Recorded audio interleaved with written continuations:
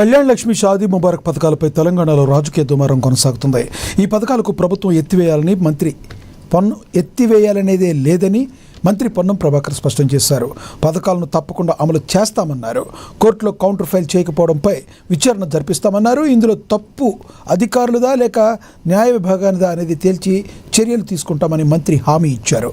ఇదే సమయంలో కళ్యాణ లక్ష్మి షాదీ ముబారక్పై బీఆర్ఎస్ చేస్తున్న నిరసనలు రాజకీయ దురుద్దేశంతో కూడుకున్నవేనని పొన్నం ప్రభాకర్ మండిపడ్డారు. ఈ శాఖలను సమన్వయం చేయాల్సినటువంటి దాని మీద విచారణకు ఆదేశిస్తా ఉన్నాం. ఇందుకు సంబంధించిన బాధ్యత మీద చర్య తీసుకుంటాం. అందుకే అవన్నీ గురించి నేను న్యాయ స్థానంలో ఉంది కాబట్టి అంత డీటెయిల్ గా నేను పోవట్లే. కానీ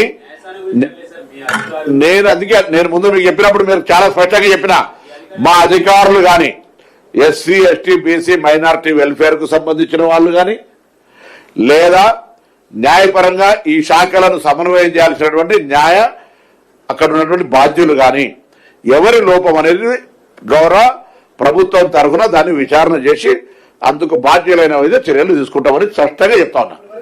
దానికి నేను విచారణకు ఆదేశించాలని ఇప్పుడు నాకు ఓకేనైనా తప్పకుండా రెస్పాన్స్ బాధ్యతగా దాని మీద వ్యవహరిస్తాము.